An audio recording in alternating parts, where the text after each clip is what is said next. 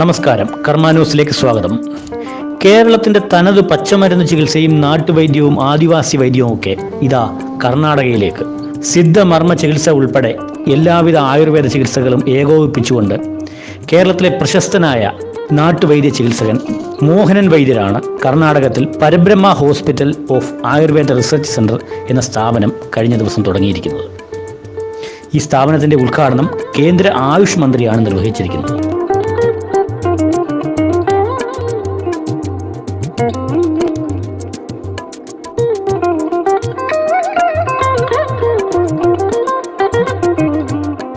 आजू बाजू में जितना जड़ी बूटी है उससे आप लोग को दवा बना के देता था और अपना खाना था दवा, इसके बाद में जड़ी बूटी था, उसके बाद में हमारा जो हॉस्पिटल था किचन, इससे मेरा दवा चल रहा है. तो हमारा ये है किचन, हमारा हॉस्पिटल, माँ हमारा डॉक्टर, खाना हमारा दवा. जो हम लोग जितना जो दवा देने से पहले अच्छा खाना आप लोग खा के देखो, कोई बीमारी नहीं आ सकती.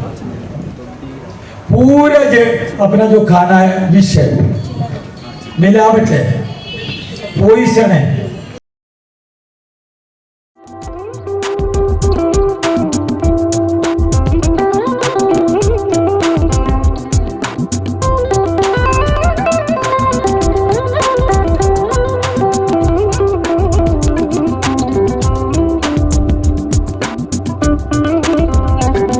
ആയുർവേദ ഔഷധ സസ്യത്തോട്ടം ഉൾപ്പെടെ നിരവധി സൗകര്യങ്ങളാണ് ബാംഗ്ലൂരിലുള്ള ഈ സെന്ററിൽ ഒരുക്കിയിരിക്കുന്നത്. മോഹനൻ വൈദ്യരുടെ നേതൃത്വത്തിൽ നിരവധി വിദഗ്ധരായിട്ടുള്ള സിദ്ധമർമ്മ ആദിവാസി വൈദ്യന്മാരും ഇവിടെയുണ്ട്. ബാംഗ്ലൂരിൽ തുടങ്ങിയിട്ടുള്ള പരബ്രഹ്മ ആയുർവേദ റിസർച്ച് സെന്ററിന്റെ ഉദ്ഘാടനം നിർവഹിച്ചിരിക്കുന്നത് കേന്ദ്ര ആയുഷ് മന്ത്രിയാണ്.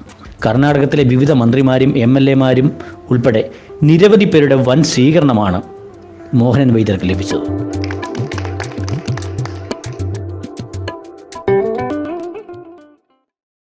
ആദ്യമേ ഞാനൊരു സന്തോഷം പറഞ്ഞോട്ടെ. ഈ ആശുപത്രിയിൽ ഇവിടുത്തെ ഡോക്ടർമാര്, പ്രിൻസിപ്പാള്, ഇവിടുത്തെ അവരും എന്നെ അംഗീകരിക്കും, അവരും എനിക്ക് വേണ്ടിയിട്ട് കാത്തിരിക്കുന്നു എന്നുള്ളതാണ് ഏറ്റവും വലിയൊരു സത്യം. ചികിത്സ എന്ന് പറയുന്നത് നാട്ടുവൈദ്യം ലോകത്തിലെ 1-ാം നമ്പറാണ്. പണ്ട് നാട്ടുവൈദ്യമായിരുന്നു നമ്മുടെ നാട്ടിലുണ്ടായിരുന്നത്. അത് കഴിഞ്ഞ് ലാസ്റ്റിലായിരുന്നു ഒരു ഡോക്ടറെ കാണാൻ പോയിക്കൊണ്ടിരുന്ന, അലോപ്പതി ഡോക്ടർ അല്ലെങ്കിൽ വേറെ ഏതെങ്കിലും ഡോക്ടർ.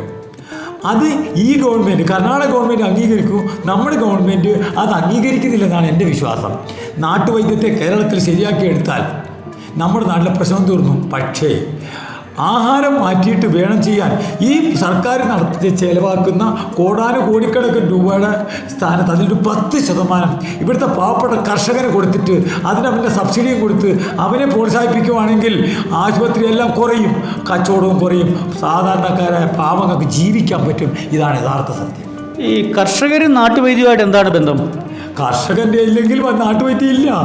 ഓർഗാനിക് അരിയും ഓർഗാനിക് പച്ചക്കറിയും ഓർഗാനിക് പലവ്യഞ്ജനവും ഇത് കഴിക്കുകയും ഈ മായങ്ങളൊന്ന് മാറ്റി തന്നാൽ മതി. ഈ കീടനാശിനി അടിച്ചതും ഈ മിലാവട്ട് ഈ രാസകീടനാശിനിയും ഡ്യൂപ്ലിക്കേറ്റും ഇതെല്ലാം ഒന്ന് മാറ്റി തന്നാൽ, അതാണ് ഞാൻ ചെയ്യുന്ന മെയിൻ മരുന്ന്. ഞങ്ങൾ ഈ ആഹാരം കൈ വെച്ചുകൊണ്ടാണ് ഞങ്ങളിവിടെ വന്നേക്കുന്നത്. കൃഷി ചെയ്യുന്ന സ്ഥലം മൊത്തം കണ്ടെടുത്തു. കർണാടകത്തിൽ നല്ല കൃഷിയുണ്ട്. ഇവിടെ എനിക്ക് എങ്ങും പോകേണ്ട കാര്യമില്ല. അരി വേണമെങ്കിൽ പാലക്കാട് നിന്ന് കൊണ്ടുവരാം. പക്ഷേ ഇവിടെ നിങ്ങൾ നോക്കട്ടെ, ഇപ്പോൾ കൊണ്ടുവരുന്ന അരി കൃഷിയാണ്. അടുക്കളയാണ് ആശുപത്രി, അമ്മയാണ് വൈദ്യര്, ആഹാരമാണ് മരുന്ന്. ഇതാണ് നമ്മുടെ മുദ്രാവാക്യം. അത് കഴിഞ്ഞേ മരുന്നുള്ളൂ, രണ്ടാമത്തത് ഉള്ളു മരുന്ന്. കേരളത്തിൽ കിട്ടാത്ത ഒരു സ്വീകാര്യത കർണാടകത്തിൽ താങ്കൾക്ക് കിട്ടിയോ? കിട്ടിയത് മാത്രമല്ല, സത്യം എപ്പോഴും ജയിക്കുമെന്ന് ഞാൻ വിശ്വസിക്കുന്നു. കാരണം കേരളത്തിൽ നമ്മുടെ പാരമ്പര്യ വൈദ്യത്തെ അവഗണിച്ചെടുക്കുമ്പോൾ അതിന് ഇത്രയും മാഹാത്മ്യം കേരളം വിട്ടുള്ള എല്ലാ സ്റ്റേറ്റിലും കൊടുക്കുന്നുണ്ട്. അതിൽ കർണാടകത്തിൽ ഇത്രയും വലിയ മാഹാത്മ്യത്തിൽ നിന്നല്ല ആയുഷ് മന്ത്രി നമ്മളോട് പറഞ്ഞത്, ഞങ്ങൾ വൈദ്യരെ ഇവിടെ കൊണ്ടുവന്നിരിക്കുകയാണ്, വൈദ്യരുടെ സേവനം ഞങ്ങൾക്ക് വേണം എന്ന് മന്ത്രി മാത്രമല്ല പറഞ്ഞത്, ഇവിടുത്തെ സ്റ്റേറ്റിലെ മന്ത്രിമാർ 5 മന്ത്രിമാർ, 2 MLA, ഇവിടുത്തെ എല്ലാ ഗവൺമെൻറ്റിൻ്റെ അധികാരികൾ വന്നിട്ട് എന്നെ സ്വീകരിച്ച് ഇവിടെ ഇരുത്തുകയും ഇവിടെ പാരമ്പര്യ വൈദ്യന്മാരുടെ കൂട്ടത്തിൽ എന്നെ അംഗീകരിക്കുകയും ചെയ്തിട്ട് ഇവിടത്തേക്ക് കിട്ടിയ ഈ സ്വീകരണത്തിന് ഒരിക്കലും എത്ര നന്ദി പറഞ്ഞാലും മതിയാവില്ല. കേരളത്തിലെ പോലെ ഒരു സംവിധാനമല്ല ഇവിടെ കാണുന്നത്. കേരളത്തിലെ വൈദ്യര് പച്ചമരുന്ന് കൊടുക്കുന്നു, നാട്ടുവൈദ്യ ചികിത്സ നടത്തുന്നു, അങ്ങനെ ഒരു സംവിധാനം നമ്മൾ കാണുന്നത്. പക്ഷേ എന്നാൽ ഇവിടെ വന്നപ്പോൾ ഇവിടെ വലിയൊരു റിസർച്ച് ഡിവിഷനാണ്. ഇവിടെ മറ്റു ഡോക്ടർമാർ നിരവധിയുണ്ട്. അവരെല്ലാം തന്നെ വൈദ്യരെ കാത്തിരിക്കുന്നു. ഒരു പച്ചമരുന്ന് ചികിത്സ, ഇത് ശരിക്കും പറഞ്ഞാൽ കേരളത്തിൽ നിന്നുള്ള നിരവധി ആളുകൾക്ക് ക്യാൻസർ ഉൾപ്പെടെയുള്ള അസുഖം ഭേദമായെന്ന സർട്ടിഫിക്കറ്റ് കൂടി കഴിഞ്ഞ ദിവസങ്ങളിൽ വന്നതോടുകൂടി ശരിക്കും പറഞ്ഞാൽ കൂടുതൽ ആളുകൾ ഇവിടേക്ക് എത്തുന്ന ആളുടെ കാണുന്നത്. വൈദ്യരിനി കേരളത്തിൽ ചികിത്സ ചെയ്യുന്നില്ലേ? കാരണം ഇല്ല, കേരളത്തിൽ ഞാൻ വിട്ടുപോകില്ല. എത്രത്തോളം കാലം കേരള ജനതയെ എന്നെ ചികിത്സയ്ക്ക് വേണ്ടി എൻ്റെ അടുത്ത് വരുന്നു, അത്രയും നാൾ ഞാൻ കേരളത്തിൽ ചികിത്സിക്കും. അതിൽ യാതൊരു സംശയം വേണ്ട. അപ്പോൾ ഇപ്പോൾ ബാംഗ്ലൂരിലും ഇനി ബോംബെയിലും ഒക്കെ തുടങ്ങാൻ പോകുന്ന ഹോസ്പിറ്റലുകളോ? ഇപ്പോൾ ഇനി ബോംബെയിൽ ഒരെണ്ണം തുടങ്ങാൻ പോകുന്ന, എല്ലാത്തിനും ഓരോരുത്തർ പോകുന്ന ദിവസങ്ങൾ ഇച്ചിരി കുറയ്ക്കും. ഇന്ത്യ ഒട്ടാകെ ഓരോയിടത്തും ഓരോന്ന് ചെയ്യാനുള്ള പ്രോഗ്രാമാണ് ഞങ്ങൾ നടത്തിക്കൊണ്ടിരിക്കുന്നത്. അത് വിജയിക്കും എന്നാണ് എൻ്റെ വിശ്വാസം. കാരണം എല്ലാവരും കൂടെ ഒരുപാട് വൈദ്യം, ഇന്നിപ്പോൾ ആദിവാസി വൈദ്യന്മാർ എത്ര മന്ത്രിയുണ്ട് കണ്ടായിരുന്നോ? എല്ലാവരും കൂടെ കൂടിയിട്ട് ശരിയാവും. നോക്കേ, നമ്മുടെ നല്ല നാട്ടുവൈദ്യം നമ്മുടെ നാട്ടിൽ 1ാം സ്ഥാനത്ത് വരും. അതാണ് എൻ്റെ ലക്ഷ്യം. അതിനകത്ത് പച്ചമരുന്ന് എല്ലാവരും കൃഷി ചെയ്യാൻ തുടങ്ങും. എല്ലാവരും അരിയും പച്ചക്കറിയും കൃഷി ചെയ്യാൻ തുടങ്ങും. അടുക്കളയിൽ കയറും.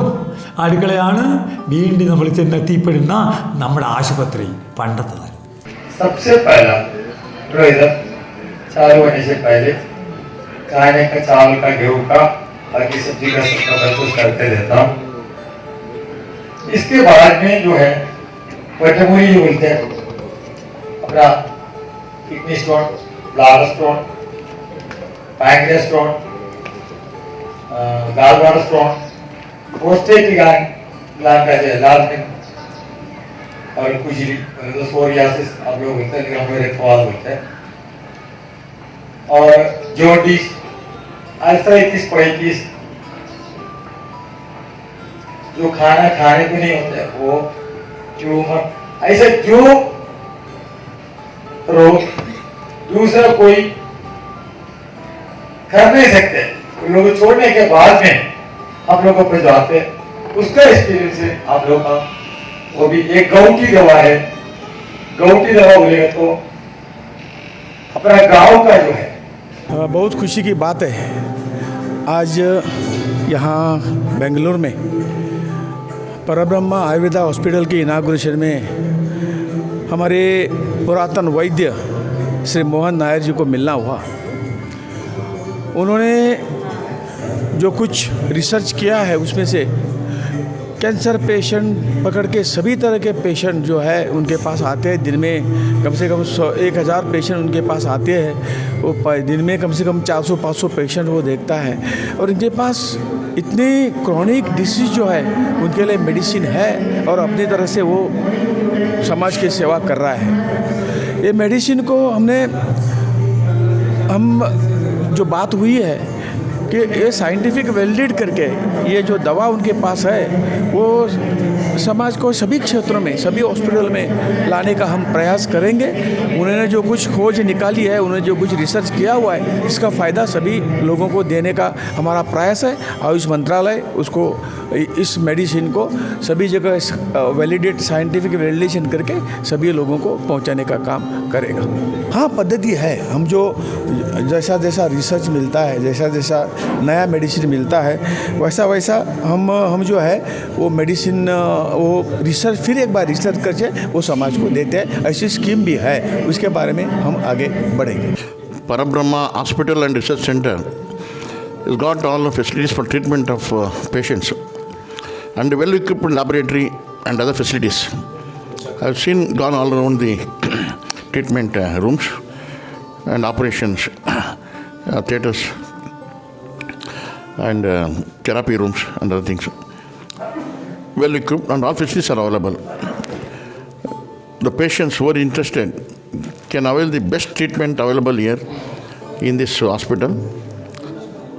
It is one of the biggest Ayurvedic hospital in Bangalore East compared to other hospitals existing in Bangalore. The thing is, the people has to come here and they will not demand for money in the beginning.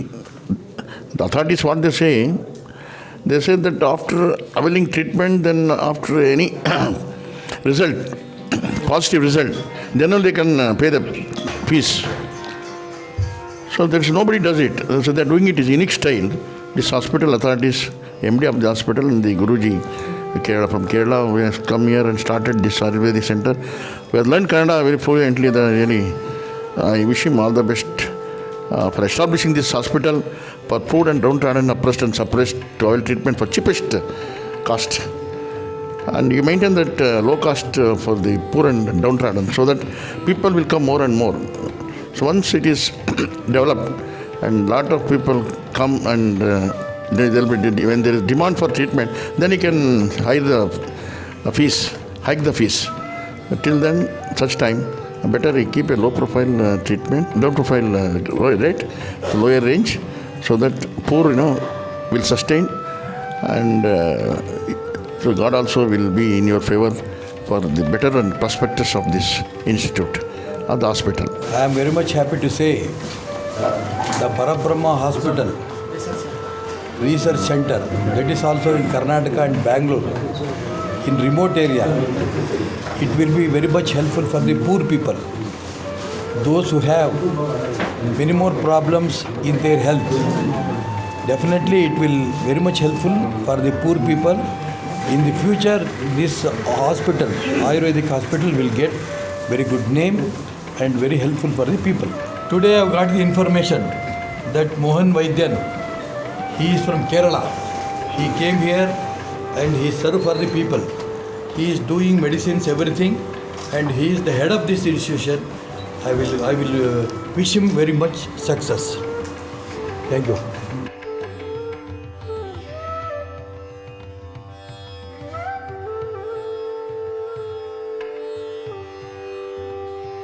Parabrahma hospital research, Ayurveda hospital research വിഭാഗത്തിൻ്റെ director Shri Suresh നമ്മളോടൊപ്പം ചേരുന്നു.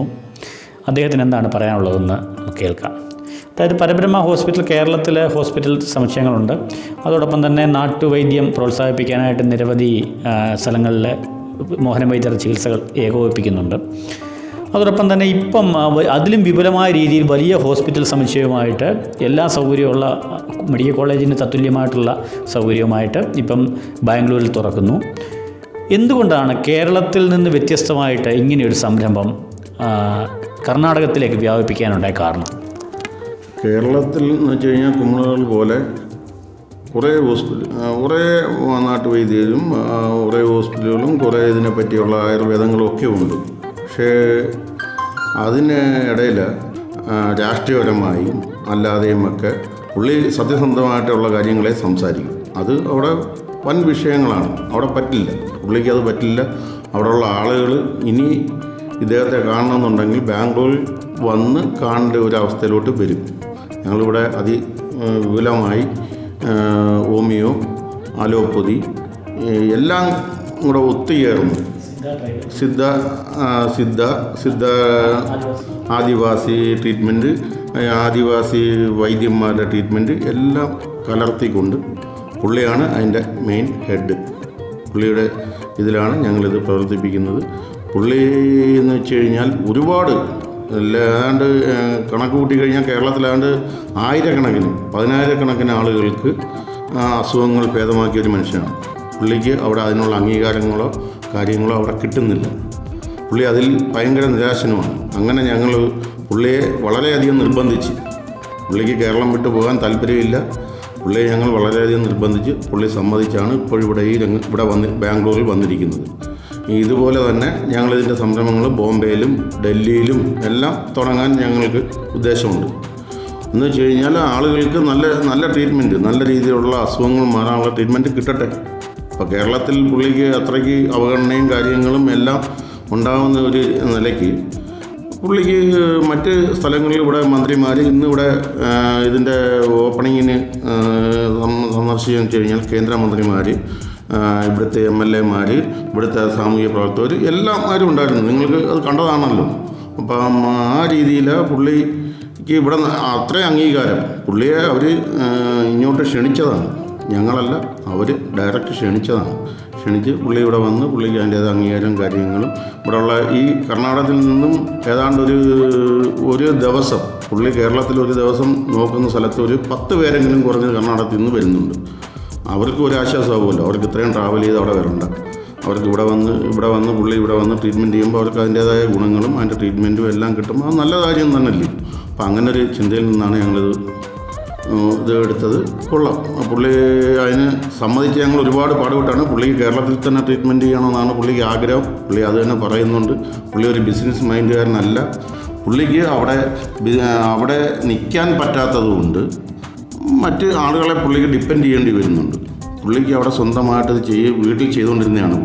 വീട്ടിൽ ചെയ്തുകൊണ്ടിരുന്നപ്പോൾ വളരെ തുച്ഛമായ റേറ്റിന്, വളരെ സിമ്പിളായ റേറ്റിന് ആളുകൾക്ക് മരുന്നുകൾ കൊടുത്ത് അസുഖങ്ങൾ മാറിക്കൊണ്ടിരുന്നതാണ്. അതവിടെ പറ്റാതെ വന്നപ്പോൾ പുള്ളിക്ക് ചികിത്സിക്കണം. പുള്ളിക്ക് ഒറ്റ ലക്ഷ്യമേ ഉള്ളൂ, പുള്ളിക്ക് ആളുകളെ അസുഖങ്ങൾ ഭേദമാക്കണം എന്നുള്ള ചിന്ത മാത്രമേ ഉള്ളൂ.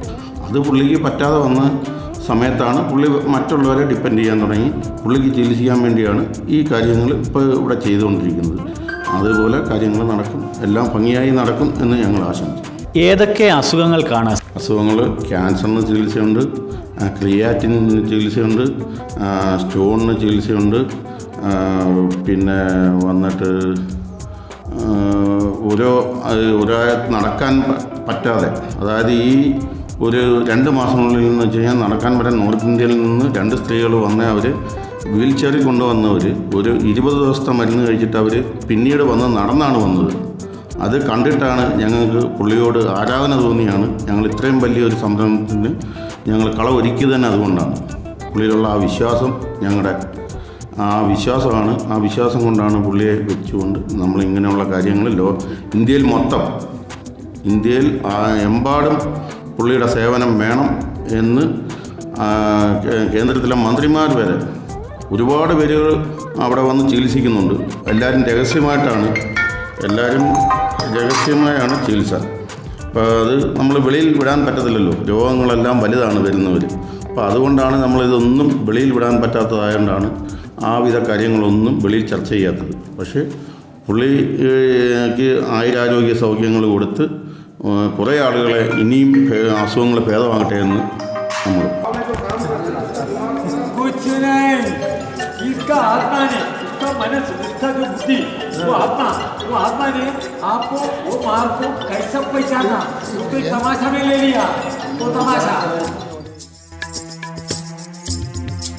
മോഹനൻ വൈദ്യരുടെ നേതൃത്വത്തിൽ നിരവധി ആയുർവേദ, സിദ്ധ, മർമ്മ, യുനാനി, ആദിവാസി വൈദ്യ ചികിത്സയും ഏകോപിപ്പിച്ചുകൊണ്ടാണ് കർണാടകത്തിലെ ഈ സ്ഥാപനം മുന്നോട്ട് പോകുന്നത്.